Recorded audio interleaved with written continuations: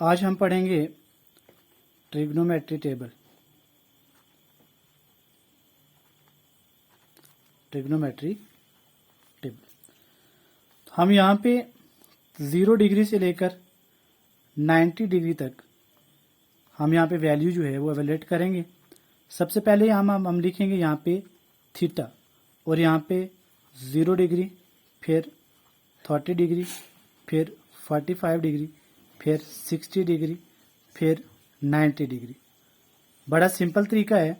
आपने क्या करना है, 0 डिग्री के नीचे 0, 30 डिग्री के नीचे 1, 45 के नीचे 2, 60 के नीचे 3 और 90 के नीचे 4। फिर आपने क्या करना है कि सबको 4 के साथ डिवाइड कर देना। Divide by 4, divided by 4, divided by 4 and divided by 4। Third step जो आपने करना है वो ये करना है कि हर एक पे आपने रूट लगा देना है। क्या लगा देना है? रूट लगा देना है। जब आप रूट लगा देंगे तो हमारे पास पूरे जो ट्रिग्नोमेट्री के टेबल्स की जितने भी हमारे पास cos theta, sine theta, tan, cot, sec, cosec, वो सब की वैल्यू यहाँ से निकल के आ जाती है। तो जब मैं रूट ऑफ 0/4 को लेता हूं तो हमें पता है कि किसी भी नंबर को 0 के साथ मल्टीप्लाई या डिवाइड करते हैं तो रिजल्ट में हमें 0 मिलता है। तो मुझे यहाँ पे 0 मिल जाएगा। तो मैं यहाँ पे साइन की जो है वो ले लेता हूं। तो साइन थीटा की डिग्री में यहाँ पे दे रखी है, 0 डिग्री है, 30 डिग्री है, 45, 60 एंड 90। तो जब मैं 0 को 4 के साथ डिवाइड करता हूं तो मेरे पास आंसर में क्या आता है? 0 आता है।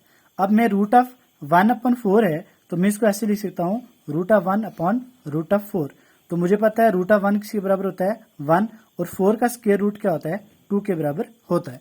तो this one is equal to 1/2। फिर हमारे पास रूट ऑफ 2 जो है, रूट ऑफ 2/4 को मैं ऐसे लिख सकता हूँ, रूट ऑफ 2/√4। तो मुझे पता है रूट ऑफ 2 की वैल्यू रूट ऑफ 2 में रहेगा क्योंकि इसका स्क्वायर रूट नहीं होता, और रूट ऑफ 4 का स्क्वायर रूट 2 होता है। और ये मेरे पास अगर मैं हल करना चाहूँ तो यहाँ पे मुझे पता है कि रूट की वैल्यू जो होती है वो क्या होती है? रूट इज इक्वल टू 1/2 होती है। तो मेरे पास क्या आ जाएगा? 2 की पावर 1/2, और नीचे में क्या आ जाएगा? 2 की पावर 1। तो मुझे पता है 2 जो है डिनोमिनेटर में है, तो जब मैं डिनोमिनेटर से मैं नोमिनेटर में कोई चीज लेके जाता हूँ तो उसकी साइन क्या हो जाती है? चेंज हो जाती है। This one is equal to 1/2 into 2 की पावर -1। तो दिस इक्वल टू क्या आ जाएगा? 2 की पावर 1/2 इंटू, जब बेसिस सेम होते हैं तो पावर हम क्या करते हैं? ऐड करते हैं। तो यहाँ पे क्या आ जाएगा? 2 की power 1 - 2/2 and this one is equal to 2 की पावर -1/2। तो मैं इसको ऐसे लिख सकता हूँ, 1/2 की पावर 1/2, और ये 1/2 किसकी वैल्यू होती है? रूट की। तो this one is equal to root of 2। तो मेरे पास यहाँ पे क्या आ गई? 1/√2। अब सिंपल उसी तरह root of 3/√4, this one is equal to root of 3/2, क्योंकि स्क्वायर रूट 4 का क्या होता है? 2 होता है। तो मेरे पास क्या आ जाएगा? Root of 3/2। मुझे पता है 4 1 ज़र 4, तो मेरे पास क्या आ गया? This one is equal to root of 1, और रूट ऑफ 1 किसके बराबर होता है? 1 का। अब जो थर्ड स्टेप है वो ये है कि जब मैं यहाँ पे कॉस की वैल्यू लूंगा तो कॉस थीटा में जब लूंगा तो मेरे पास क्या हो जाएगा? ये सारी वैल्यू क्या हो जाएंगी? मेरे पास चेंज हो जाएंगी। यानी कि थीटा 0 डिग्री की जगह मेरे पास क्या आ जाएगा? 1 आ जाएगा, और 30 की जगह क्या आ जाएगा? रूट ऑफ 3/2, फिर 1/√2 उसी तरह, फिर क्या आ जाएगा? 1/2, और फिर में आ जाएगा 0। अब देखिए जरा, अब मेरे पास आ जाता है, उसके बाद आता है टेन।